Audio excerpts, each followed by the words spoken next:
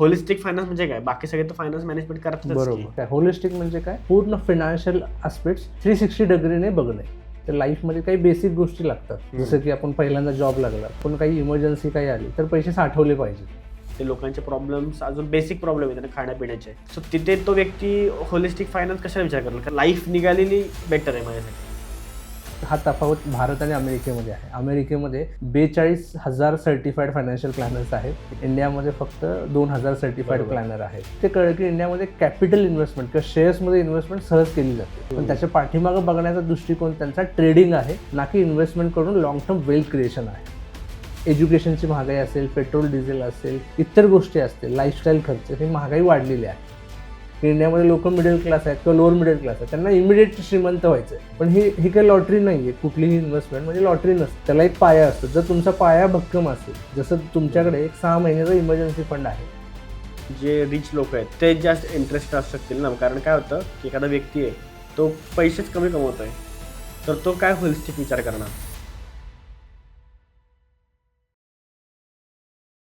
अर्थसाक्षर व्हा हे सगळेजण सांगत असतात, पण नक्की अर्थसाक्षर कसं व्हायचं आणि आपल्याला कसं समजेल की आपण अर्थसाक्षर आले? कारण आपल्या समोर जर एखादं ध्येय नसेल तर आपण नुसतं ध्येयाच्या मागे पळत राहतो आणि ते ध्येय मिळालं तरी आपल्याला लक्षात येत नाही की आपण तिथे पोचलो की नाही पोचलो. तर त्यासाठीच हा आपला पॉडकास्ट आहे, ज्यामध्ये आपण होलिस्टिक फायनान्स आहे तर ते आपण डिस्कस करणार आहोत की नक्की काय असतं आणि ते आपण कसं आपल्या लाईफमध्ये इम्प्लिमेंट केलं पाहिजे.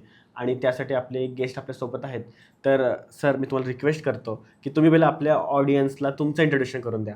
सो माझं नाव आहे नितीन राजकुमार सावंत. मी NS वेल्थ सोल्युशन्स या कंपनीमध्ये ॲज अ डायरेक्टर म्हणून आहे. सेबी रजिस्टर इन्व्हेस्टमेंट ॲडवायझर म्हणून 10 वर्ष झाले काम करतो आहे पर्सनल फायनान्शियल प्लॅनिंगमध्ये. आणि हे पर्सनल फायनान्शियल प्लॅनिंग होलिस्टिक वेने कसं करायचं असतं, त्याचं इम्प्लिमेंटेशन, हँड होल्डिंग आणि ॲक्शनेबल्स इम्प्लिमेंट करायला हेल्प करतो. आणि सेबी रजिस्टर खरं तर खूप कमी आहेत. म्हणजे Yes. किती असतील महाराष्ट्रामध्ये? महाराष्ट्रामध्ये किंवा भारतभर जरी म्हटलं तर 900 सेबी रजिस्टर इन्व्हेस्टमेंट ॲडवायझर आहेत ओके. फक्त. आणि त्यातल्या महाराष्ट्रात किती असतील मग? 900 पैकी? महाराष्ट्रामध्ये साधारणतः एक 400 असतील SEBI register investment adviser. Okay. म्हणजे हाफ ऑफ द पीपल महाराष्ट्रामध्येच आहेत येस. आणि तुम्ही वन ऑफ त्यामधले आहात. Yes. सो आजची इन्फॉर्मेशन एक तर फायनान्सच्या बाबतीत सगळ्यांना ऑथेंटिक इन्फॉर्मेशन लागते. कारण डायरेक्टली त्यांच्या पैसे ज्या माणूस सगळ्या गोष्टी त्याआधीच करतो पैशासाठी, बरोबर. आणि ते चांगली माहिती असली गरजेची असते. तर मग आणि पहिले पश्चिम महाराष्ट्रातला पहिला सेबी रजिस्टर इन्व्हेस्टमेंट ॲडवायझर जो होलिस्टिक फायनान्शियल प्लॅनिंगमध्ये काम करू शकता असं म्हणू शकता, जी आमची Okay. फर्म आहे. ओके. 10 वर्ष झाली plus as a SEBI register investment adviser holistic financial प्लॅनिंगमध्ये काम करणार आहे. बरोबर. We are one of the first. बरोबर.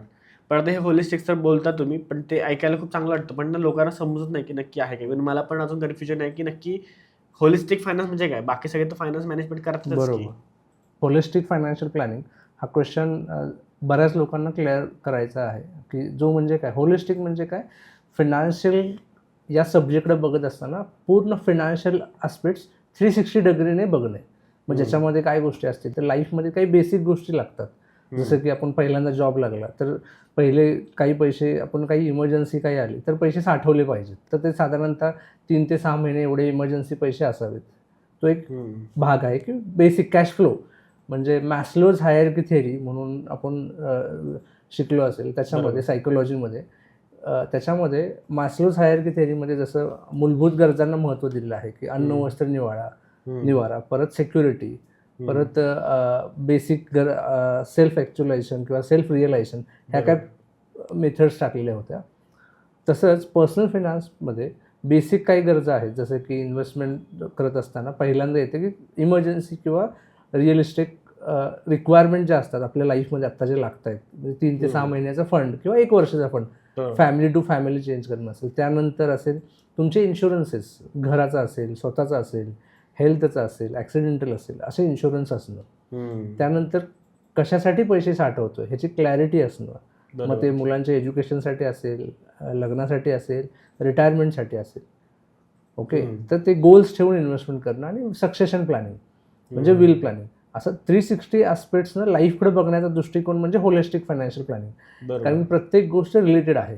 एक्झाम्पल सांगायचं झालं तर आज तुम्ही बघता की 95% लोक पहिल्यांदा काय बघतात की रिटर्न्स बघतात, की कुठे एकदा इन्व्हेस्ट करतोय.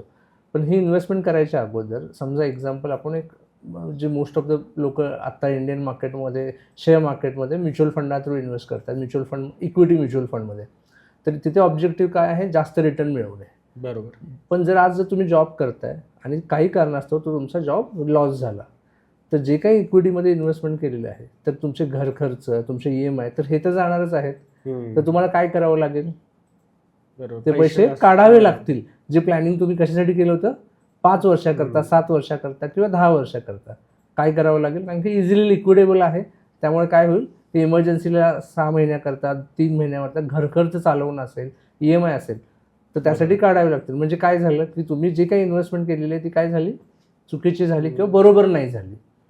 ओके, म्हणजे होलिस्टिकली जर नाही बघितलं फायनान्शियल लाईफकडे, तर त्याचा इम्पॅक्ट अशा पद्धतीने जाणवतात. मग एक्झाम्पल, तुम्ही भरपूर पैसे साठवलेले आहेत आणि अकस्मितपणे तुम्हाला इन्शुरन्ससाठी साधारणतः एक हेल्थला सर्जरी लागली आणि साधारणतः 40 लाख रुपये तुम्हाला लागले. तर काय होणार, साठवलेले सगळे पैसे त्या हेल्थसाठी जातील. त्यामुळे इन्शुरन्स प्लॅनिंग हे प्रॉपर असलं पाहिजे, इनफ असलं पाहिजे. बऱ्याच लोकांची जी घाई लागलेली असते की कधी एकदा इन्व्हेस्ट करते, तर तसं न करता त्याच्याकडे बघण्याचा दृष्टिकोन होलिस्टिक व्ह्यूने ठेवला तरच त्याला अर्थ आहे पर्सनल फायनान्शियल लाईफला, ना की फक्त रिटर्न्स मिळवणे किंवा कुठेतरी इन्व्हेस्टमेंट करणे. So this is called as a holistic way of looking a personal financial planning. बरोबर. आणि मग त्याच्यामध्ये emergency fund, life insurance, health insurance असेल, गोल्स असतील, सक्सेशन प्लॅनिंग असेल, लोन प्लॅनिंग असेल, बजेटिंग असतील, टॅक्स प्लॅनिंग असेल, हे आस्पेक्ट्स कव्हर केले जातात. ह्या आस्पेक्टचा प्रत्येक ठिकाणी त्याचा इम्पॅक्ट आहे. म्हणजे ओव्हरऑल एका पर्टिक्युलर ॲस्पेक्टचा विचार न करता लाईफला जे इम्पॅक्ट करतायत त्या सगळ्या गोष्टी विचार करून फायनान्स करणं. पण आता हे तुम्ही सर सांगताय, तर ते एका भारतासारख्या जो सध्या विकसित होत आहे देश, बरोबर, जो अजून कम्प्लीट विकसित झालेला नाही आहे, जिथे लोकांचे प्रॉब्लेम्स अजून बेसिक प्रॉब्लेम आहेत त्यांना खाण्यापिण्याचे, सो तिथे तो व्यक्ती होलिस्टिक फायनान्स कशाला विचार करेल, कारण त्याची रिक्वायरमेंटच छोटीशी. तो मला नको आहे, मला रेमंडचे कपडे नको आहे, मला सिम्पल घालायला बाद झाले, माझे इन्शुरन्स चालेल, माझी दिवस लाईफ निघालेली बेटर आहे माझ्यासाठी. बरोबर. सो स्वप्नील, ॲब्सोल्युटली राईट तुम्ही जे म्हणलं. आणि मग त्यामुळेच हा तफावत भारत आणि अमेरिकेमध्ये आहे. अमेरिकेमध्ये 42,000 सर्टिफाईड फायनान्शियल प्लॅनर्स आहेत, इंडियामध्ये फक्त 2,000 सर्टिफाईड प्लॅनर आहेत. सो हा तफावतच आहे, कारण की आपण डेव्हलपिंग नेशन आहोत. तर कुठेतरी डेव्हलप नेशनकडे आपण ओळख असताना फायनान्शियल अंडरस्टँडिंग होणं जास्त महत्त्वाचं आहे आणि त्याची एक सुरुवात करतोय आम्ही. 10 वर्ष झालं मी स्वतः अमेरिकेतल्या कंपनीमध्ये जॉब करत असताना हे रिअलाईज झालं की भारतामध्ये ह्याची कमतरता आहे आणि म्हणून तो उद्दिष्ट साधून मी भारतामध्ये ही कॉन्सेप्ट मी ॲज अ प्रॅक्टिस म्हणून चालू केली आणि मला ते कळालं की इथे इंडियामध्ये भरपूर मोठा गॅप आहे. आणि मी माझ्या करिअरमध्ये 2008 साली चालू जेव्हा केलं, त्यावेळी financial market at a peak पिरियडला होतं, कॅपिटल मार्केट हायर स्टेजला होतं. मग त्यामध्ये एक बबल निर्माण झाला आणि मार्केट कोसळलं 9-10 पिरियडमध्ये. त्यावेळी मी काम करत असताना रिअलाईज झालं की इंडियामध्ये इन्व्हेस्टमेंट करत असताना मी ॲज अ सब ब्रोकर म्हणून इन्व्हेस्टमेंट चालू केलेली होती. तर तिथे कळलं की इंडियामध्ये कॅपिटल इन्व्हेस्टमेंट किंवा शेअर्समध्ये इन्व्हेस्टमेंट सहज केली जाते, पण त्याच्या पाठीमागं बघण्याचा दृष्टिकोन त्यांचा ट्रेडिंग आहे, ना की इन्व्हेस्टमेंट करून लॉंग टर्म वेल्थ क्रिएशन आहे. आणि या प्रक्रियेमध्ये मला आणखी एक रिअलायझेशन झालं की पूर्वी हे साधारणतः 2000 साली व्याजाचे दर 15% होते. 5 वर्षात दामदुप्पट ह्या स्कीम होत्या. आज किंवा 2008 नंतर हे व्याजाचे दर बरेचसे कमी होत आलेत. म्हणजे आत्ता साधारणतः 7% व्याज चालू आहे. तर पूर्वी 5 वर्षात दामदुप्पट होते, आता 8 वर्षात दामदुप्पट होते. म्हणजे उदाहरण देऊ शकता, म्हणजे नक्की काय? म्हणजे 1 लाख रुपये इन्व्हेस्टमेंट केली तर पूर्वी 5 वर्षात 2 लाख होत होते किंवा 10 लाखाचे 20 लाख होत होते. आज तेच 10 लाखाचे 8 वर्षानंतर 20 लाख होत आहेत. महागाई वाढल्यामुळं? नाही, व्याजाचे दर कमी झाले. आता दुसरा आस्पेक्ट सांगतो. त्यावेळी व्याजाचे दर 15 होते, महागाई होती 3 ते 4%. म्हणजे माझं एज्युकेशन असेल त्यावेळी 1,000 रुपये महिना किंवा आज 500 रुपये महिना हा खर्च होता. त्यावेळी महागाई 2000 साली अतिशय कमी होती. जी आज एज्युकेशनची महागाई असेल, पेट्रोल डिझेल असेल किंवा इतर गोष्टी असतील, लाईफस्टाईल खर्च, हे महागाई वाढलेली आहे. म्हणजे FD केल्यानंतर एक 15% रिटर्न मिळत होते. 100 रुपये गुंतवलेली 15 रुपये मिळायचे. बरोबर. आणि महागाई होती 3 ते 5%. त्यामुळे शिल्लक किती राहत होते, म्हणजे व्याजदर मायनस महागाई दर, तर 10% शिल्लक राहत होते. त्याला रिअल रिटर्न म्हणतात फायनान्शियल लँग्वेजमध्ये. बरोबर. म्हणजे एखाद्या एफ डीमध्ये गुंतवली मी माझे एक 10 लाख, तर मला वर्षाला त्याच्यात 15% व्याज मिळायचे, म्हणजे 1.5 लाख रुपये व्याज मिळायचं. आणि हा 1.5 लाखामध्ये मी माझं घर चालवू शकत होतो. ओके, कारण की माझा खर्च 3 ते 5% वाढत होता, 5% रेट. पण आज नेमकं उलटं झालेलं आहे. आज काय झालेलं आहे की व्याजाचे दर चालू आहे 7% किंवा 8%. म्हणजे 100 एक 10 लाख गुंतवले तर वर्षाचे 80,000 रुपये मिळतात. आणि महागाई जी चालू आहे ती साधारणतः म्हणजे गव्हर्नमेंट डिक्लेअर महागाई आहे 7 ते 8%, आणि लाईफस्टाईल म्हणजे आपले स्वतःचे खर्च जे आहे ते 15%पर्यंत आहे. म्हणजे काय झालेलं आहे, इन्कम बेसिक एफ डीमधनं येणारा इन्कम 8%, महागाई 15%, आपण मायनसमध्ये चाललो आहे. हा फरक जाणवला. हा फरक तुम्ही आता बघू शकता. म्हणून तुम्ही जर बघितलं असेल की आपल्या आई वडिलांनी असेट बिल्ड केलं भरपूर न कमवता सुद्धा, पण आज तेवढेच असेट या पिढीला जी कमवते वडिलांपेक्षा 2 पट 3 पट 5 पट जास्त, पण ते असेट बिल्ड करायला बरंचसं चॅलेंजेस येतात. सेम असेट आई वडिलांनी बनवलं, मग आई वडिलांनी प्लॅनिंगची गरज होती का? नव्हती ना. पण आज का आहे, तर त्याचा फरक मला जाणवला तो 2008 नंतरच्या काळामध्ये. आणि हा फरक काय आहे की पूर्वी जी ट्रेडिशनल इन्व्हेस्टमेंट भारतामध्ये होती ती एफ डीमध्ये गुंतवणं, आणि एफ डीमध्ये गुंतवण्याला 15% व्याजदर मिळत होते, त्यामुळे ते शक्य होत होतं. पण 2008 नंतर चेंज काय झालं, महागाई चेंज झाली. आणि महागाईला जर तुम्हाला बीट करायचं आहे तर इक्विटी हा असेट क्लास आहे की जो महागाईला बीट करू शकतो. आणि त्याच्यामुळं त्यानंतर जेव्हा हे इम्पॅक्ट जाणवायला लागलं तर त्यावेळी होलिस्टिक फायनान्शियलकडे बघण्याचा दृष्टिकोन महत्त्वाचा होत गेला. नाहीतर पहिल्यांदा आई वडिलांनी प्लॅनिंगची गरज न करता असेट बिल्ड केले एफ डीमध्ये, पोस्टामध्ये इन्व्हेस्टमेंट करून. मग का बरं आज तुम्हाला इक्विटी ह्या असेट क्लासमध्ये गुंतवावं लागतंय? तर याचं कारण आहे की महागाईपेक्षा जर 2 पैसे जास्त आपल्याला मिळायला पाहिजेत तर इक्विटी हा असेट क्लास तुम्हाला मदत करू शकतो लॉंगर टर्ममध्ये. आणि म्हणून तो माझा दृष्टिकोन जो होता की तो होलिस्टिक पद्धतीने त्याच्याकडे बघितलं पाहिजे. दुसरा मी जाणवलं जेव्हा मी सांगलीमध्ये काम चालू केलं, स्पेशली तालुका लेवलला विटा, त्याच्यात रिअलाईज झालं की बऱ्याच वेळा जे प्रोडक्ट घेऊन आपल्याकडे बँक्स येतात, फायनान्शियल इन्स्टिट्यूशन येतात, एजंट, ते पर्टिक्युलर प्रोडक्ट आपल्याला सेल केलं जातं. आणि सेल भविष्य त्या माणसाची गरज किती आहे, त्याला इनफ आहे का नाही आहे, ते पूरक आहे का नाही आहे, ते न बघता ते प्रोडक्ट दिलं जात होतं.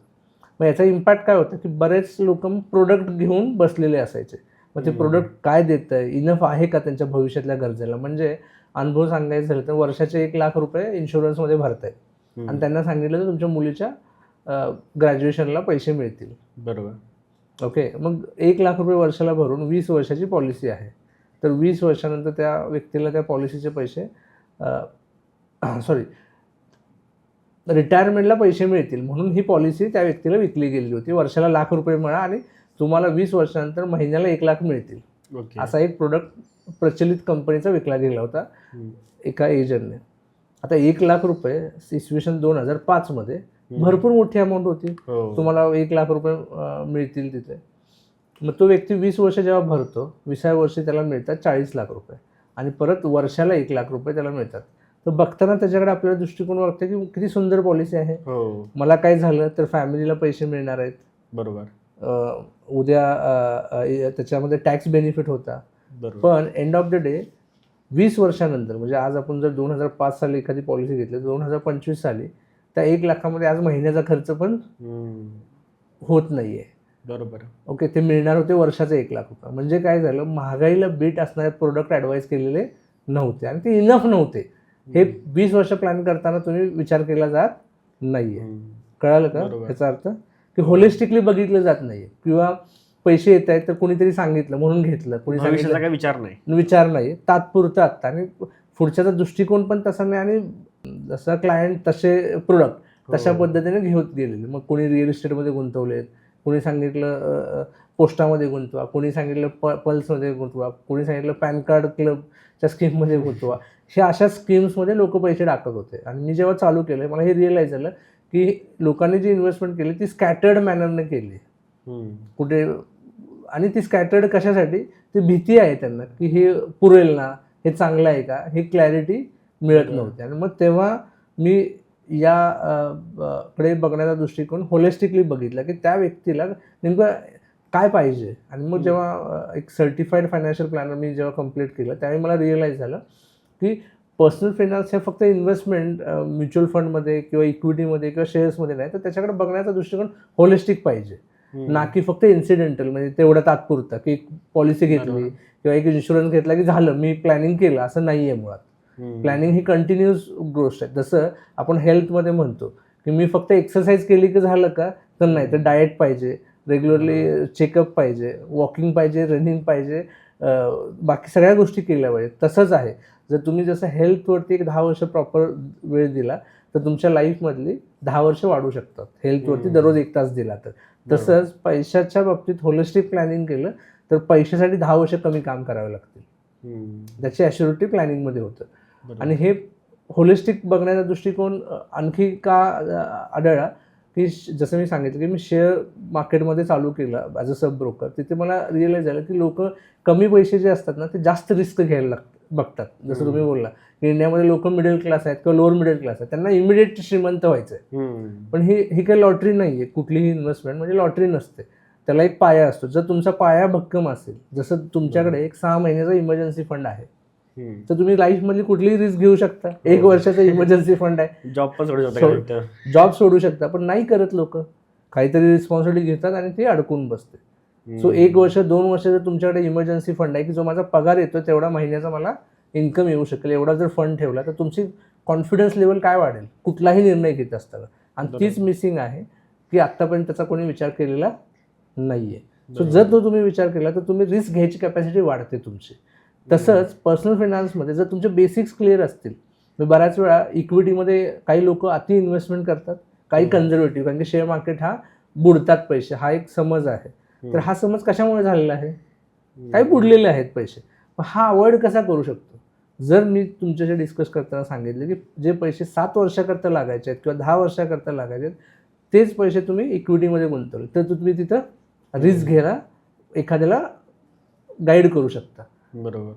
पण बऱ्याच वेळा होतं काय की 1 वर्षाच्या इन्व्हेस्टमेंट इक्विटीमध्ये केल्या जातात, त्यामुळे तिथे तो अप्रोच चुकीचा होतो. आणि मग होलिस्टिकली जेव्हा बघायचं असेल, जर मला तुम्हाला एखादा ॲडवाईस करायचं, ओके सर मला एक 10 लाख रुपये मिळालेत, कसं ॲडवाईस करणार? ॲज अ मी एक एजंट असेल तर मी काय विचार करणार, मला कशामध्ये कमिशन मिळणार आहे किंवा मला कुठे जास्त प्रोडक्ट मिळते तो विचार करणार. ॲक्च्युली तो विचार बरोबर आहे का? नाही. म्हणजे एखाद्या डॉक्टरला तुम्ही विचारताय की मला गोळी द्या, तर मेडिकल शॉप आहेत, प्रोडक्ट म्हणजे काय, मेडिकल शॉप आहे, बेस्ट गोळी असू शकते का मेडिकल शॉपमधली? नाही, बेस्ट नसतं, तुमच्यानुसार बरोबर असू शकते. हां, म्हणजे तुम्हाला सुटेबल काय आहे, आणि हे डायग्नोज झाल्यानंतर मग तुम्हाला कुठली गोळी आहे, मग तुम्ही एफडीची गोळी घ्या किंवा इक्विटीची गोळी घ्या किंवा गोल्डची गोळी घ्या. ही गोळी कशावरून ठरेल, तर तुमच्या होलिस्टिक तुमची लाईफ आत्ता काय चालू आहे, काय उद्दिष्ट आहे, त्याच्यावरून ते ठरतं. बरोबर. आणि हे बऱ्याच वेळा 99% लोक प्लॅनिंग करून ॲक्शन करत नाहीत. ॲक्शन झाल्यानंतर मग प्लॅनिंगचा विचार करतात. बरोबर. सो हा थोडासा व्ह्यू आम्ही चेंज करायचा प्रयत्न करतोय समाजामध्ये, जेणेकरून त्यांना एक्सपिरियन्स चांगला येईल होलिस्टिक फायनान्शियल प्लॅनिंगचा. पण ह्यामध्ये सर मग जे रिच लोक आहेत ते जास्त इंटरेस्ट असू शकतील ना, कारण काय होतं की असं होतं की एक तुम्हाला सिनारिओ सांगतो की एखादा व्यक्ती आहे, तो पैसेच कमी कमवतोय, तर तो काय होलिस्टिक विचार करणार? Absolutely right.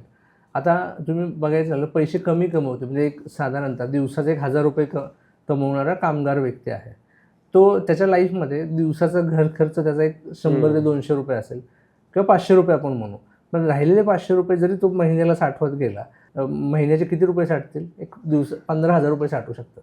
म्हणजे 15,000 रुपये साठवणं सोपं आहे ना. 500 रुपये दिवसाला पिगमी जरी केली तरी 15,000 रुपये साठव. तर 15,000 रुपयेमध्ये तुम्ही काय काय करू शकता? त्यातले 10,000 रुपये इमर्जन्सी फंडला ठेवू शकता.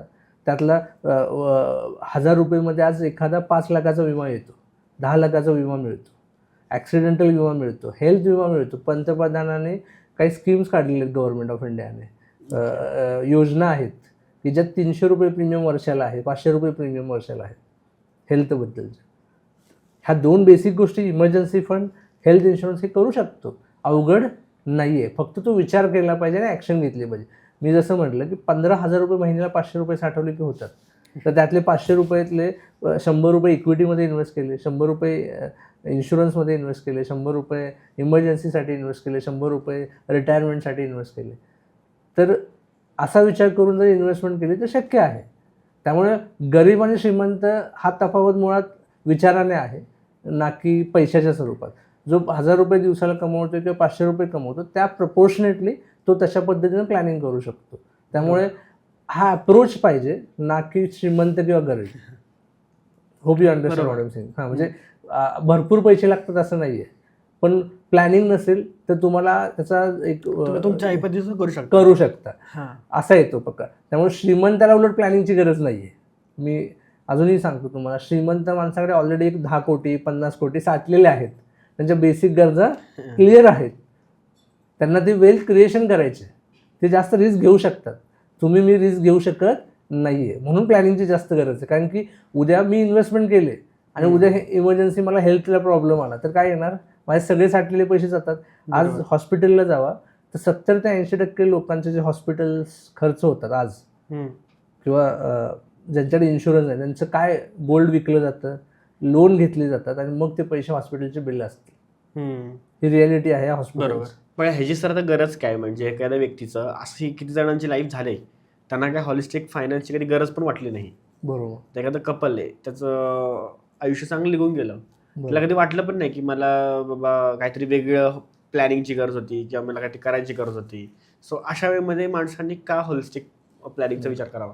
आणि तुम्ही म्हणता ते ॲब्सोल्युटली बरोबर आहे. आईवडिलांनी प्लॅनिंग नाही करता बरेचसे केलेलेच आहे, त्यामुळे केलंच पाहिजे असं नाही आहे. पण जसं 20 वर्षापूर्वी 30 वर्षापूर्वी घर बांधताना आर्किटेक्चरची गरज नव्हती, पण आज काय आहे बरं?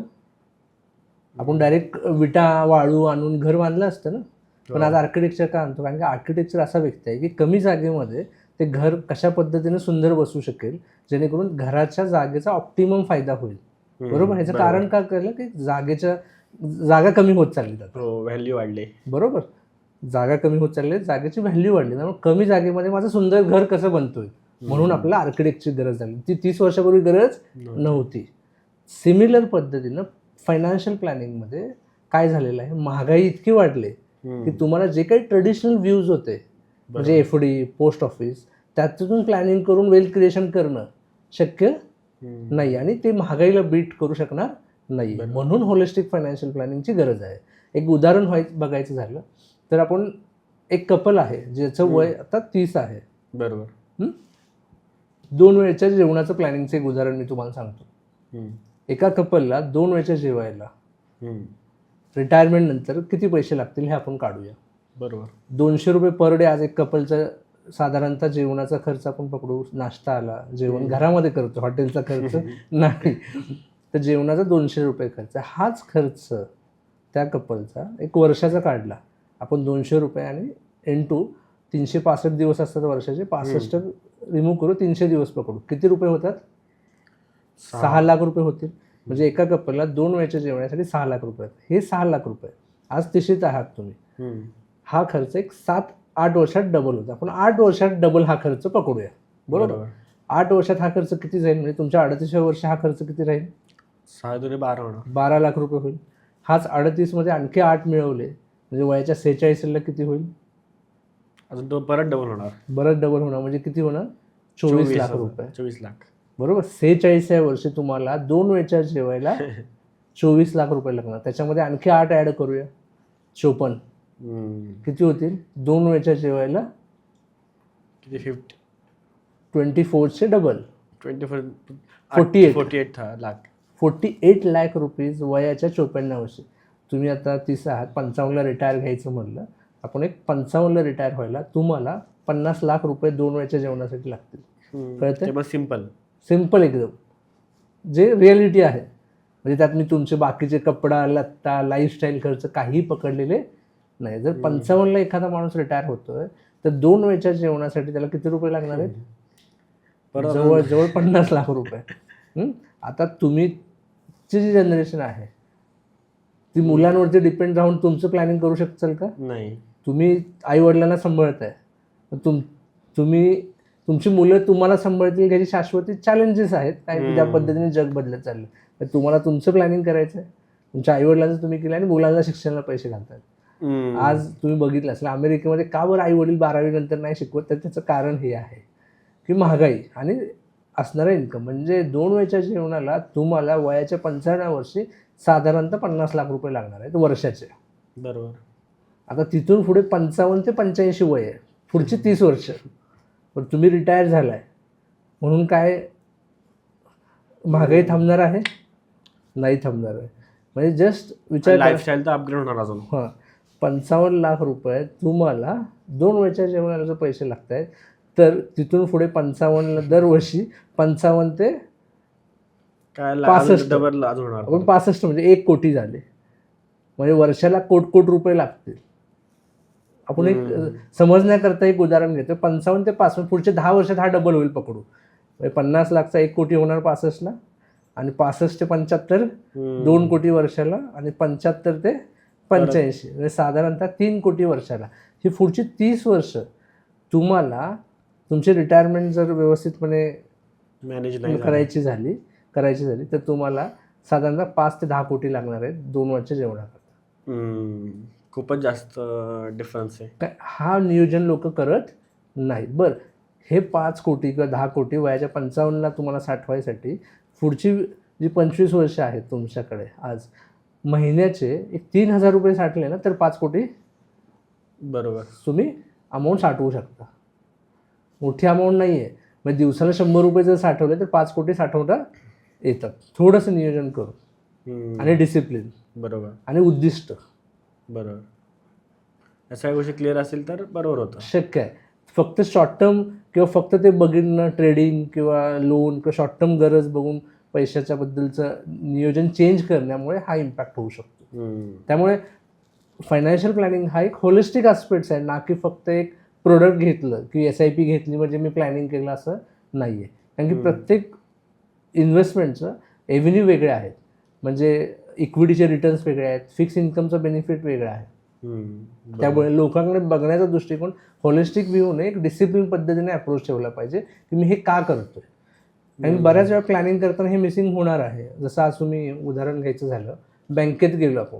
बरोबर. बँकेत एखादा बँक मॅनेजर असतो, तो काय म्हणतो, सर FD करा. आज तुम्ही 10 लाखाची FD तुम्ही केली, एक 8 वर्षामध्ये दामदुप्पट आहे FD. तर 10 लाखाचे 8 वर्षानंतर तुम्हाला किती मिळतील? 20 लाख मिळाले ना. 20 मिळेल. पण आज तुमचा इन्कम आहे वर्षाचा एक 7 लाख रुपये, 8 लाख रुपये. तुम्ही एक 30% 10%च्या टॅक्स स्लॅबमध्ये आज आहात उदाहरण.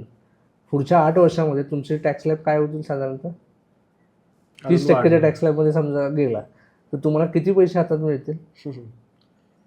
खूपच. 10 लाखाचे 20 लाख नाही मिळणार. 20 लाखाच्या ऐवजी तुम्हाला मिळतील 30% टॅक्स होऊन किती मिळतील? 17 लाख रुपये हातात, म्हणजे 7 लाख रुपये बेनिफिट मिळेल.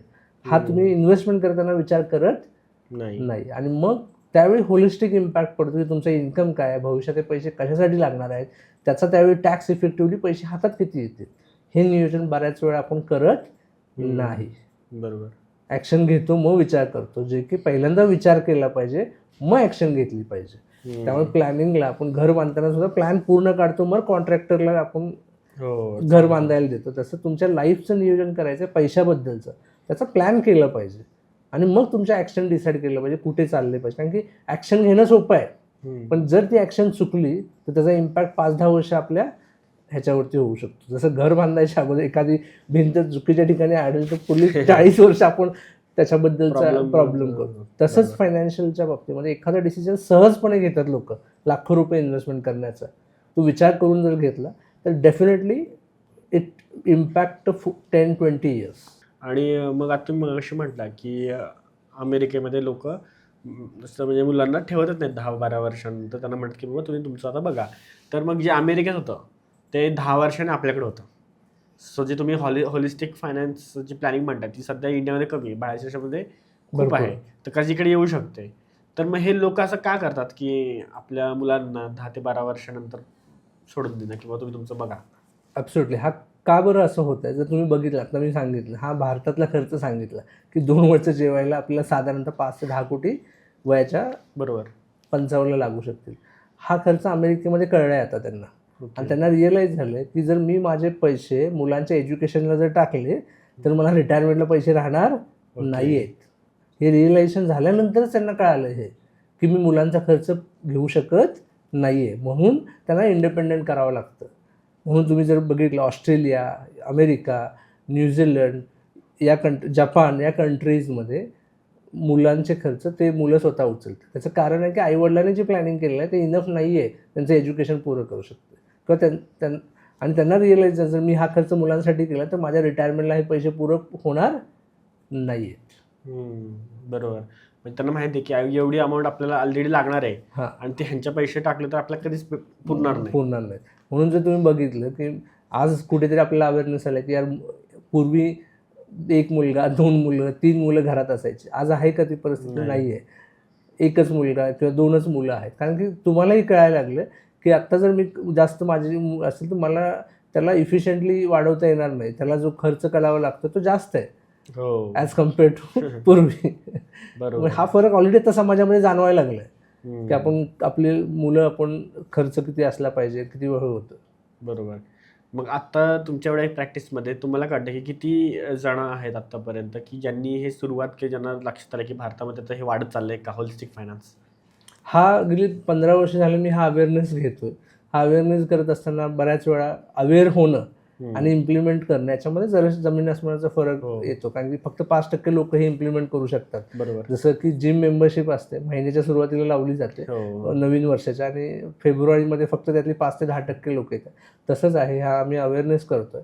हा अवेअरनेस करून काही गोष्टी आहेत ते स्वतः काही लोक करतात, पण 90% लोकांना त्यांना कोणीतरी पाहिजे गायडन्स की तो त्यांच्याबरोबर जाऊ शकेल. बऱ्याच वेळा एक उदाहरण सांगायचं झालं तर टर्म इन्शुरन्स अशी गोष्ट आहे की जी लोकांना गरजेचे आहे, पण बऱ्याच वेळा आपण त्यावेळी करताना करतो पण बऱ्याच वेळा ते रिन्युअल होत नाहीत, विसरलं जातं डेली कामामध्ये किंवा कोणीतरी सांगतं की हे पैसे वापस येत नाहीत. तर अशा काही गोष्टी मिस होतात. तर तिथे आम्ही त्यांना हँडहोल्ड करतो ह्या होलिस्टिक फायनान्शियल डिसिजन घेण्यासाठी पर्सनल फायनान्समध्ये. सो हे 5% प्रमाण आहे की लोक इम्प्लिमेंट करतात जे काही अवेअरनेस आम्ही अपोज पण करत असेल ना? अपोज बाबा तुम्ही ठीक आहे म्हणजे मी तुम्हाला फायनान्स दिला पण माझ्या पण हातात डिसिजन आहे की सर हे नाही करायचं असं. हां ॲब्सोल्युटली करू शकता. हा अवेअरनेसचा भाग आहे शेवटी. इथं कुठे एखादे डॉक्टरसारखं आम्ही काम करतोय की ज्याच्यामध्ये एक बायस कुठेच नाही आहे मी की हे प्रोडक्ट घ्यायचं आहे किंवा हे नाही घ्यायचं आहे. तुम्हाला जे सुटेबल आहे ते गाईड करायचं. माझं काम काय फॅसिलिटेट करणं, गाईड करणं. ही गोळी खाल्ली की हा रिझल्ट येऊ शकतो आणि ह्याचे चांगले परिणाम आहेत. बंधनकारक नाही आहे. जसं की इमर्जन्सी फंड ठेवला पाहिजे तुम्हाला 2 ते 5 महिन्याचा, हा ठेवला पाहिजे, सजेशन आहे. पण बऱ्याच वेळा काही लोक म्हणतात की इमर्जन्सी फंड कुठे ठेवायचा तर FDमध्ये ठेवण्यापेक्षा कमी रिटर्न मिळतात, का नाही आपण इक्विटीमध्ये गुंतवायचं. हे मी सजेशन देऊ शकतो, अनुभव सांगू शकतो. कोविडसारखी सिच्युएशन आली की काय होतं ओके तर सांगू शकतो, पण नाही करायचं म्हटलं तर मी त्याला अपोज नाही करू शकत. पण एक त्याला कॉन्टेस्ट देऊ शकतो ॲज अ कन्सल्टंट म्हणून की का केलं पाहिजे किंवा इक्विटी चांगली रिटर्न देते, सगळे पैसे इक्विटीमध्ये टाका. बरोबर. मी त्यांना सांगू शकतो उदाहरण की कोविडमध्ये काय झालं होतं, 100 रुपयाचे 40-60 रुपये कसे झाले होते एका महिन्यामध्ये. किंवा बरेच लोक टायमिंग करायचा प्रयत्न करतात, म्हणजे आज घ्या उद्या विका किंवा वर्षामध्ये विका, मार्केट खाली आले भरपूर पैसे घ्या किंवा मार्केटवरती आले काढा, असे प्रकार करतात टायमिंग करायचा. पण ॲक्च्युली जे फंड मॅनेजर म्हणून काम करतात इंडस्ट्रीमध्ये मोठे जे 1 लाख कोटी 2 लाख कोटी मॅनेज, ते स्वतः आम्ही जेव्हा बोलतो ते स्वतः आम्ही मार्केट नाही टायमिंग करू शकत, ट्रेंड पकडू शकतो पण ते पण गॅरंटी नाही आहे. म्हणजे आपल्यापेक्षा 100 पटीनं हुशार त्यांच्याकडे टीम आहे 200 ते 300 लोकांची जी फक्त रिसर्च करते प्रोडक्टवरती. कधी त्यांना सुद्धा सापडत नाही की मार्केट वर जाणार आहे किंवा खाली जाणार आहे over the period of time. Long term trend सांगू शकतात. म्हणजे मग रिटेल इन्व्हेस्टर जे आपल्यासारखे साधे आहेत ते करू शकतील का टायमिंग? नाही करू शकत. पण आपण टायमिंग करायचा प्रयत्न करू शकतो. उदाहरण बघा, कोविडमध्ये कोणाला वाटलं होतं मार्केटवरती जाईल, म्हणजे एप्रिल 2000 जेव्हा झालं 2020 कोविड झाली ते सगळे काय म्हणले होते मार्केट खाली जाईल. पण मार्केट काय झालं उलटं, 99% लोक त्याच्यामध्ये फसले. तर ह्याचा अर्थ काय, कोणीही टायमिंग करू शकत नाहीये. तर तशाच बऱ्याच वेळा हे काय होतं की मार्केट टायमिंग करायचा प्रयत्न केला जातो प्रायमरली इक्विटी मार्केटमध्ये, जे काही ॲब्सोल्युटली शक्य नाही आहे. मार्केटमध्ये टाईम दिला पाहिजे. म्हणजे काय की लॉंग टर्म गुंतवायचे पैसे तर लॉंग टर्मसाठी ते पैसे अलोकेट केले पाहिजे, ते पैसे शॉर्ट टर्मसाठी गुंतवले गेले नाही पाहिजेत. पण इंडियामध्ये हा अनुभव थोडासा वेगळा आहे. कसा आहे की शॉर्ट टर्ममधले पैसे इक्विटीमध्ये गुंतवले जातात आणि PPF मधले 15 वर्षाचे पैसे फिक्समध्ये टाकले जातात. कारण की हे चुकीचं आहे. आता एक्झाम्पल, एक वर्षभरानंतर मुलीचं लग्न आहे, बरोबर. तर ते मुलीच्या लग्नाचे पैसे आपण सांगू शकतो का बा मुलीला मार्केट खाली आले, लग्न पोस्टपोन कर? नाही सांगू शकत. सो ह्या काही बेसिक गोष्टी आहेत ज्या आपण मिस करतो आणि मग त्याच्यामध्ये इन्व्हेस्टमेंट करायचा प्रयत्न. गोल्ड वर चाललं, आता रिसेंटली ट्रेंड वाईज इन्व्हेस्टमेंट केलं होतं. गोल्ड वर चाललं म्हणून गोल्डमध्ये इन्व्हेस्टमेंट करतायत, सिल्वर वर चाललं म्हणून सिल्वरमध्ये इन्व्हेस्ट, आणि स्वतः प्रोएक्टिव्हली हे लोक आम्हाला सांगत असतात. As a financial planner, doctor आम्ही आहोत, तर आमचं काम काय, saying yes or no to respective तुमच्या गोलच्या नुसार, ना की सगळेच असेट क्लास चांगले असतात, त्याचा कुठेही इम्पॅक्ट, म्हणजे इन्शुरन्स पॉलिसीसुद्धा चांगल्या आहेत, पण तुम्हाला ती सुटेबिलिटी आहे का ही बघितलं पाहिजे, जे बऱ्याच वेळा बघितलं जात नाही. कारण की तिथे एक बायस अप्रोच येतो विकणाऱ्याचा. मग फायनान्शियल इन्स्टिट्यूशन असतील, एजंट असतील, डिस्ट्रीब्युटर असतील, त्यांचा एक बायस अप्रोच येतो की घ्या तुम्ही, कारण की त्यात कमिशन इन्व्हॉल्व असतं. तर हे एक होलिस्टिक फायनान्शियल प्लॅनर म्हणून जो काम करतो, हे फक्त सेबी रजिस्टर्ड जे म्हणून काम करतात त्यांना अलाउड आहे होलिस्टिक फायनान्शियल प्लॅनिंग करायला. आणि they are the right person, because ते तुम्हाला फी घेऊन सल्ला देतात. त्यामुळे तुमचं भलं आहे तेच प्रोडक्ट तुम्हाला ते सांगतात, जे की तुम्हाला लॉंग टर्मला त्याचा बेनिफिट मिळू शकतो. बरोबर.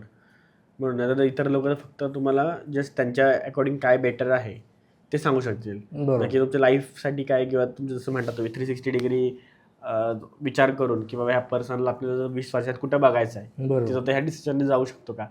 मग आता ह्या सर्वात महत्त्वाचा पार्ट होतो की जसं तुम्ही म्हणतात की 360 डिग्री आहे विचार करायचा, तर लोनचा एक पार्ट होतो. बरोबर. सो मग तुम्ही लोकांना लोन घ्या असं ॲडवाईस करता का? ॲब्सोल्युटली सांगतो की लोन कधी घेतलं पाहिजे, किती घेतलं पाहिजे याचा ॲडवाईस मिळतो.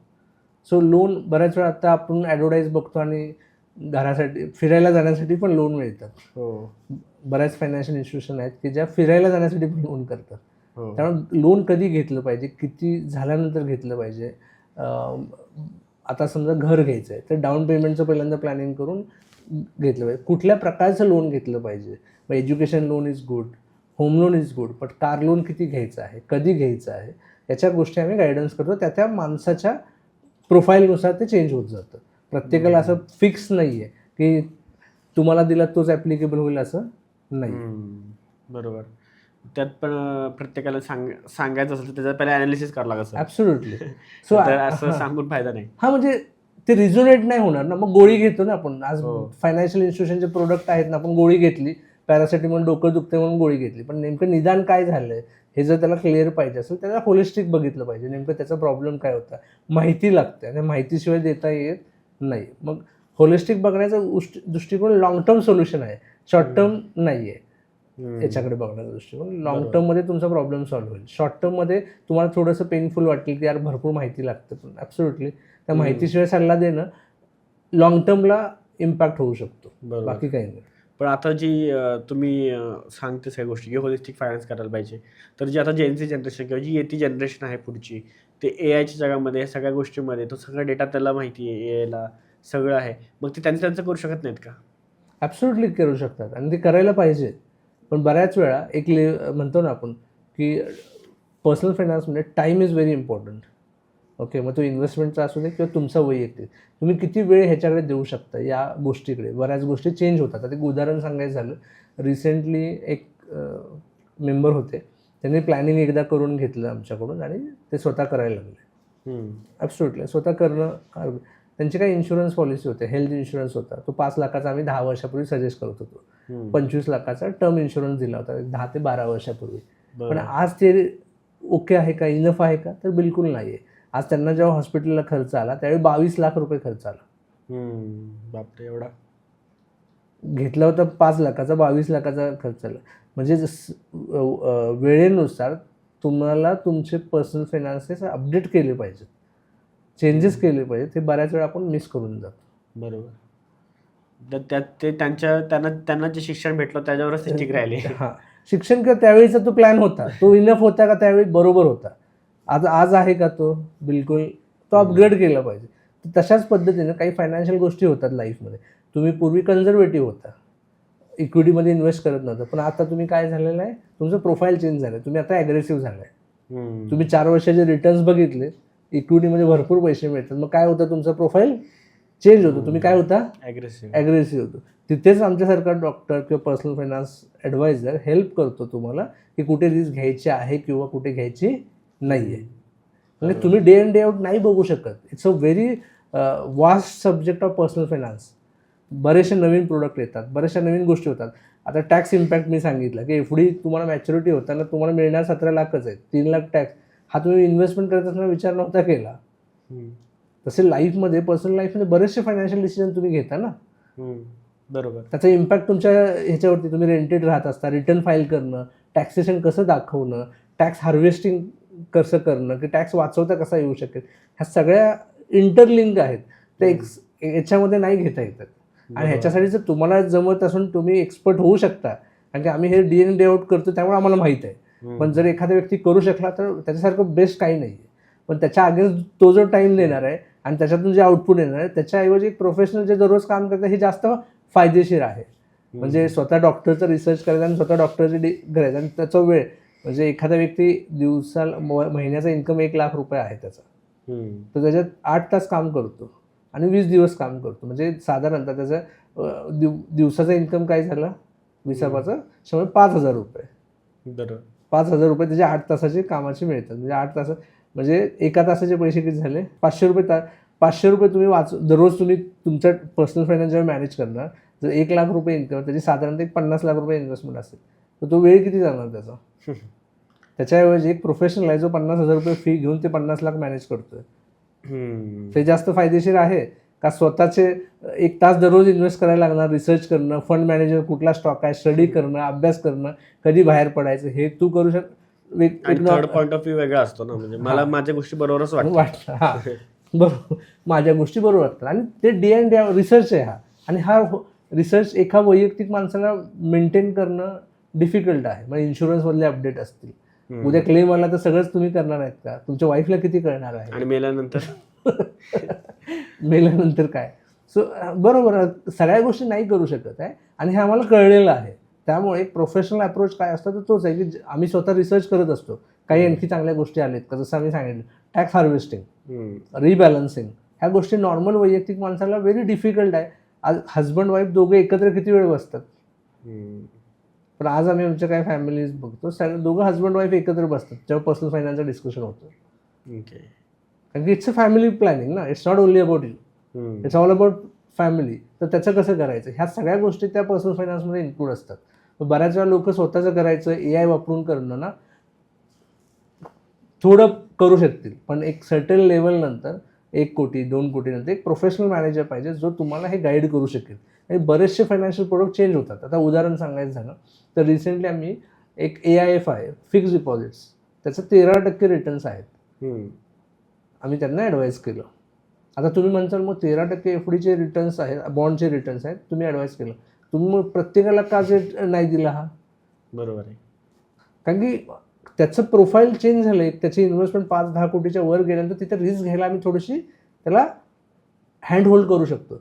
आता जो नवीन ज्याची इन्व्हेस्टमेंट आत्ता 10 लाख चालू झालं त्याला नाही सांगू शकत ते. त्याला वाटतंय ना मला पण ते मिळावं 13 लाख, पण आहे का ते सुटेबल? नाही. जसं डॉक्टरच्या केसमध्ये प्रत्येकाला बरं वाटावं, गोळी मला लगेच अशी बेस्ट द्यावी की एका दिवसात बरं व्हावं, पण नाही ना. प्रत्येकाची इम्युनिटी पॉवर वेगळी आहे, प्रत्येकाची रिस्क टेकिंग ॲबिलिटी वेगळी आहे. त्याच्या हिशोबाने ते प्रोडक्ट चेंज होतं. त्याचे गोल्स बेसिक क्लिअर झालेले असतील तर त्याला रिस्क घ्यायला हरकत नाही आहे. काही असे फायनान्शियल प्रोडक्ट आहेत AIF जे प्री IPO इन्व्हेस्ट केलेलं, त्याचे रिटर्न साधारणतः 30 ते 50% आहेत. बापरे. आता तुम्ही म्हणसाल सगळ्यांना द्या ना, पण त्याच्यामध्ये रिस्क काय आहे की 9-9, 10-10 वर्ष ते फंड काढता येत नाहीत. ती कॅपॅसिटी आहे का, ती होल्डिंग कॅपॅसिटी, हे कोण सांगू शकेल? एक कन्सल्टंट ज्याला होलिस्टिकली तुमच्या लाईफबद्दल माहीत आहे. पण जो नवीन आहे तो काय म्हणणार आहे, नाही ह्याच्यातच टाकूया. Are you getting what I am saying? त्यामुळे प्रत्येकाला प्रत्येक सोल्युशन सुटेबल होईल असं बिलकुल नाही आहे. आणि बऱ्याच वेळा वाटतं की सोपं आहे, असं नाही आहे मुळात. आणि हे पैसे आज आमच्याकडे जे 95% फॅमिली येतात ते बर्न झाल्यानंतर, मिस सेलिंग झाल्यानंतर, मिस ॲडवाईस झाल्यानंतर किंवा स्वतःचे पैसे घालवल्यानंतर येतात. आणि ही रिॲलिटी आहे. लॉस कोणाला सांगू वाटत नाही. बरेच लोक कॅपिटल मार्केटमध्ये लॉस घेतात आणि मग अनुभव घेतात आणि तरीसुद्धा ते शिकू शकत नाही. Because it's a full time job. If you are a full time then only you are in a position to get successful possibility आहे 1% की तुम्ही वेल्थ क्रिएशन करू शकता स्वतःचं स्वतः पैसे मॅनेज बरोबर. करू. Because it's we are doing full time profession, we have a team, still we believe की फंड मॅनेजरचं काम आम्ही नाही करू शकत. माझं काम आहे फंड अलोकेट करणं, त्या कस्टमरला प्रोफाईल कुठला आहे त्याच्या हिशोबाने सुटेबल फंड सांगणं. आलं लक्षात? मी म्हणेन उद्या मीच स्टॉक सिलेक्शन करतो ना, कशाला फंड मॅनेजरकडे जायचं आहे? That is a enough. प्रत्येकाच्या जागा त्यांनी करायला पाहिजे. So that is the way we work, and we believe that way. It's a holistic financial planning is necessary because that is a give a complete life to the family. ना की असं incidental एक अर्धवट राहिले असं नाही. मग ते नॉमिनेशन असेल, तुमचं बजेट असेल, तुमचं लोन प्लॅनिंग असेल, टॅक्स प्लॅनिंग असेल, सक्सेशन प्लॅनिंग, हे कोरिलेटेड आहेत. तुम्हाला नेक्स्ट जनरेशनला काय द्यायचं आहे हे तुम्ही एखाद्या पेपरवरती लिहून दिलं पाहिजे, ते त्याच्यामध्ये कव्हर होतं. किती लोकांचे आपल्याकडे विल आहेत? आज आमच्याकडे 100+ फॅमिलीचे विल आहेत. हे का करू शकलो? कारण की त्या बघण्याचा दृष्टिकोन जो आमचा त्या पर्सनकडे आहे तर होलिस्टिक बघण्याचा आहे. मग नाहीतर आम्ही तो कधीच इन्सिस्ट केला नसतं ना की तुम्ही विल करा म्हणून. पण जर आज मी विल नाही केली तर काय होणार आहेत? माझेच पैसे माझ्याच फॅमिली मेंबरला मिळणार, इझिली मिळणार नाहीत. बराचसा पेनफुल ॲक्टिव्हिटी आहे. कोविडमध्ये किती लोकांना हा अनुभव आला, डेथ झाले घरातले आणि त्यांचेच पैसे बँक अकाउंटचे ॲक्सेसेबल नाही झाले. ही रिॲलिटी आहे. मग प्रत्येक वेळी आपण हा चुका करून शिकणार आहोत का काही गायडन्स घेऊन मग त्याचं इम्प्लिमेंटेशन करणार आहोत? हा ज्याच्या त्याने बघण्याचा दृष्टिकोन आहे. पण होलिस्टिक बघा लाईफकडे, हाच माझा सजेशन राहील. कारण बऱ्याच वेळा फायनान्शियल प्लॅनिंगमध्ये आम्ही अनुभव घेतो, गोल्स ठेवून इन्व्हेस्टमेंट करायला आम्ही इन्सिस्ट करतो. तुम्ही गोल्स कॉपी नाही करू शकत. म्हणजे तो म्हणतोय म्हणून तुम्ही करायचं, किंवा भावाने BMW घेतली म्हणून मी पण BMW घेतली पाहिजे असं नाही आहे, किंवा बाजूवाल्याने गाडी घेतली 50 लाखाची म्हणून मी पण गाडी घ्यायची असं नाही आहे. तुमच्या लाईफमधले गोल्स काय आहे, तुमची प्रायोरिटी काय आहे, त्याच्या हिशोबाने तुम्ही त्या गरजा आणि आकांक्षा ठेवल्या पाहिजेत. म्हणजे नीड आणि वॉन्ट्स, आणि त्याच्या हिशोबाने तुमचे फायनान्शियल डिसिजन घेतले पाहिजेत. आणि हे फायनान्शियल डिसिजन तुम्हाला नाहीतर स्ट्रेस निर्माण करतील. आणि एक फायनान्शियल प्लॅनिंगमुळे, कॉम्प्रेसिव्ह फायनान्शियल प्लॅनिंगमुळे एक हेल्दी ॲटिट्यूड होतो पैशाकडे बघण्याचा दृष्टिकोन. बरोबर. जो की ग्रीडी आहे प्रत्येकाला भरपूर पाहिजे. आता भरपूरची डेफिनेशन काय असू शकते? इनफायनाईट आहे, म्हणजे असू शकत नाही आहे. आज तुमची लाईफस्टाईल XYZ आहे. जर तुम्हाला कळालं की तुम्ही महिन्याला 3,000 साठवल्यानंतर माझे 5 कोटी साठणार आहेत आणि मी रिटायरमेंट, तर तुम्ही 3,000 साठवायला चालू करा ना. You should happy 3,000. आणि मग तुम्ही इन्कम किती असला पाहिजे? पण आज काय आहे की 95% लोकांना माहीतच नाही की किती इनफ आहे. आणि हे होलिस्टिक प्लॅनिंगमध्ये येऊ शकतं की तुम्हाला कळतं की मला इनफ किती आहे, पुरेसं नाही, इनफ किती आहे, मला पुरेसं किती आहे माझ्या गरजेसाठी. आकांक्षा भरपूर असतील. मग एक होलिस्टिक फायनान्शियल प्लॅन हा तुम्हाला नंबर देऊ शकतो की इनफ किती आहे तुझ्या लाईफ, जेणेकरून तू तुझी लाईफ हेल्दी हॅप्पी राहू शकतोस. जे बऱ्याच वेळा हे रॅट रेसमध्ये चालू आहे.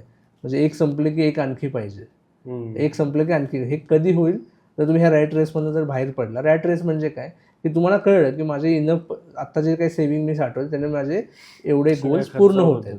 तर वरच्या पैशावरती तुम्ही रिस्क घेऊ शकता, बऱ्याच गोष्टी करू शकता ज्या की तुम्हाला फायनान्शियल फ्रीडम देऊ शकतात रिअलमध्ये. जे बरेच लोकांना आता वाटतं की मला फायनान्शियल फ्रीडम मिळावं. हे फायनान्शियल फ्रीडम जर तुमचा प्लॅन असेल ना तर होऊ शकतं. लोकांना अंडरस्टँड झालं असेल की का होलिस्टिक फायनान्स गरजेचं आहे आणि ते नक्की काय आहे. पण आता सर म्हणजे लोकांना कसं असतं की जोपर्यंत माहीत नाही होत की काय होऊ शकतं तोवर ते विश्वास ठेवत नाहीत. तर मला ना आता तुमच्याकडे केस स्टडी असतील, सगळे तुम्ही एवढे ॲनालिसिस केलं आहे, तर होलिस्टिक फायनान्स त्या एखाद्या माणसाने अप्रोच ठेवला सो त्याच्या लाईफमध्ये असे काय चेंजेस होऊ शकतात ते आम्हाला सांगा. ओके. त्याच्या लाईफमध्ये चेंजेस, त्याचा बघण्याचा दृष्टिकोन बदलेल की मला लाईफमध्ये काय अचीव करायचं आहे.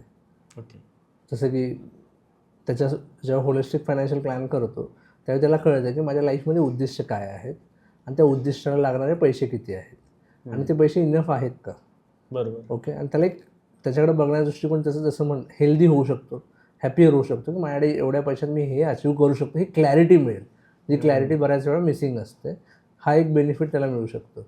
दुसरी गोष्ट, पैशाबद्दलचे बऱ्याचशा ज्या बिलीफ्स आहेत की मार्केटमध्ये ॲडव्हर्टाईजमुळे आपल्या डोक्यात तयार झाले, त्या बिलीफ्स इथं क्लिअर होतात की हे योग्य आहे किंवा नाही आहे. हा एक त्याला बेनिफिट होऊ शकतो. बजेटिंग असेल, लोन असेल, ह्याचं बर्डन म्हणून बघितलं जातं. ते बर्डन न बघता हे माझ्यासाठी कशासाठी इम्पॉर्टंट आहे हे त्याला कळेल. एक Okay. पीसफुल लाईफ जगू शकतो. होलिस्टिक फायनान्शियल प्लॅनिंगमध्ये जसं आपण सुरुवातीला बघितलं की इमर्जन्सी प्लॅनिंग, रिस्क प्लॅनिंग, गोल प्लॅनिंग, रिटायरमेंट प्लॅनिंग आणि सक्सेशन प्लॅनिंग. बरोबर. प्रत्येक टप्पे आहेत लाईफमधले. हे जर टप्पे कम्प्लीट करत जाईल तर हॅपी लाईफ जगू शकतो, ना की रॅट रॅसवाली लाईफ जगणं. बरोबर. कारण की तुम्हाला माहिती आहे की उद्या इमर्जन्सी काय आली तर माझ्याकडे एक वर्षभराची इमर्जन्सी फंड आहेत. उद्या काय उद्या एनी रिस्क इश्यू आला, मग ॲक्सिडेंटली काम नाही करू शकला एक वर्षभर, तर माझी हेल्थ इन्शुरन्स पॉलिसी आहे, ॲक्सिडेंटल इन्शुरन्स पॉलिसी आहे. You know I am peaceful आहे मी. उद्या काय झालं, उद्या मला काय होतं तर फॅमिलीला एक लमसम 5 कोटी मिळू शकतात माझ्या डेथमधून, ही मला क्लॅरिटी आहे. माझे लोन रिपेमेंट होऊ शकतात. आज लाईफ इज अनसर्टन. बरोबर. हे रिस्क प्लॅनिंगमध्ये कव्हर होतं, फायनान्शियल प्लॅनिंगमध्ये ते होतं. त्यानंतर गोल्ससाठी आपण जे काही काम करतो तर आपल्या लाईफमधल्या उद्दिष्टासाठी काम करतो. मग मुलाच्या एज्युकेशनसाठी मला जर 20 लाख लागायचे आहेत 10 वर्षानंतर, तर माझी काय जी दर महिन्याला सेव्हिंग चालू आहे 2,000 किंवा 3,000, तिथे मला ती 20 लाख रुपये साधारणतः मिळू शकणार आहेत. तर मला काय होईल, माझ्या लाईफमध्ये एक समाधान होईल की मी जे काही इनफ सेव्हिंग करतोय तर माझं गोल पूर्ण होईल. एक फुलफिलमेंट ऑफ सॅटिस्फॅक्शन मिळू शकेल त्याला बेनिफिट. बरोबर. माझ्या रिटायरमेंटला किती पैसे लागायचे हे त्याला क्लॅरिटी मिळू शकेल. माझ्या पश्चात काय झालं तर माझ्या मुलांना हे पैसे कशा स्वरूपात दिले पाहिजेत हे सक्सेशन प्लॅनिंगमध्ये मिळू शकेल. त्यामुळे होलिस्टिक फायनान्शियल प्लॅनिंगमध्ये बरेचसे बेनिफिट त्याला मिळू शकतात. आपण पर्सनल लाईफ फॅमिलीसाठी जगतो, पण त्या फॅमिलीसाठी नेक्स्ट जनरेशनला, त्याच्या नेक्स्ट जनरेशनला हे पैसे कशा पद्धतीने मिळू शकतील याचं प्लॅनिंग त्याच्यामध्ये मिळालेलं असतं. बऱ्याच वेळा आपला सल्ला जो आहे ना तो स्कॅटर्ड फॉर्ममध्ये मिळतो. म्हणजे मित्राचा सल्ला, बँकरचा सल्ला, भाऊचा, रिलेटिव्हचा सल्ला, हा सल्ला स्कॅटर्ड असतो. कारण की त्यांना एका ठिकाणी माहीत नसते की माझे काही जे काही फायनान्शियल्स आहेत ते एका ठिकाणी कोणाला माहीत आहेत का. एक फायनान्शियल प्लॅनर एका ठिकाणी त्याला क्लॅरिटी असते तुमच्या लाईफबद्दलचे, त्याच्याकडे फायनान्शियल डेटा असतो, तुमचे गोल्स असतात, तो तुम्हाला होलिस्टिकली गाईड करू शकतो तुमच्या बेनिफिटसाठी. एक सिंगल पॉईंट ऑफ कोऑर्डिनेटर तुम्हाला मिळतो. बरोबर. बऱ्याच वेळा आपण जे फिनान्शियल डिसिजन घेतो ते एका सेबी रजिस्टरकडून असिस्ट करून जर घेतले तर त्याला एक अनबायस व्ह्यू मिळतो, होलिस्टिक व्ह्यू मिळतो, ना की प्रोडक्ट सेलरचा जो सेल्स व्ह्यू मिळतो तो नाही मिळत. बऱ्याच अवेअर होता आणि मग अवेअर आणि एज्युकेट होता तुमच्या पर्सनल फिनान्शियल लाईफबद्दल, जे बऱ्याच वेळा अवेअरनेस मिसिंग असतो. हा बेनिफिट आहे होलिस्टिक फायनान्शियल प्लॅनिंगचा. बरोबर. म्हणजे ओव्हरऑल जर बघितलं तर एखादा व्यक्ती चिंतामुक्त त्याचं आयुष्य जगू शकतो. त्याला आयुष्यामध्ये कुठल्याही सिच्युएशन आलं, त्याला जॉब सोडायचा आहे, त्याला रिटायरमेंटची प्लॅनिंग करायची आहे, काही करायचं आहे, सो त्याला काही चिंता नाही, कारण त्याला माहिती आहे की माझं सगळं ऑलरेडी सॉर्ट एक प्रकारे मी केलेलं आहे. इव्हन माझी डेथ उद्या जरी झाली तरी पण सगळ्या गोष्टी सॉर्ट ऑटोमॅटिकली होतात. हां, तर हा अप्रोच सरांनी आज आपल्याला सांगितलं आहे. तर धन्यवाद सर, तुम्ही आमच्या चॅनलवर आलात आणि लोकांना गाईड केलं. आणि हा कन्सेप्ट भारतामध्ये खूप नवीन आहे आणि त्यासाठी तुम्ही काम करत अवेअर करत आहात, त्यामुळे त्याबद्दल पण धन्यवाद. आणि आय होप तुम्ही तुमच्या कामातून जास्तीत जास्त जणांना होलिस्टिक फायनान्सबद्दल विचार करायला हेल्प करा. Yes, thank you very much for inviting this podcast. Okay, तुम्हाला नक्की हा व्हिडिओ आवडला असेल आणि आवडल्यावर तुम्हाला एक लाईक बटन दिसतं समोर, तिथे तुम्हाला क्लिक करायचं असेल तर तुम्ही लगेच क्लिक करा आणि कमेंट करा आणि चॅनलला सबस्क्राईब जरूर करा, कारण जेवढे आपले सबस्क्रायबर वाढतील तेवढे चांगले चांगले गेस्ट आपण आपल्या चॅनलवर आणू शकतो. म्हणून चॅनलला सबस्क्राईब करा आणि जाणून घ्या आपल्या लोकांच्या गोष्टी आपल्या मराठीत, फक्त आणि फक्त दी मराठी पॉडकास्टवर.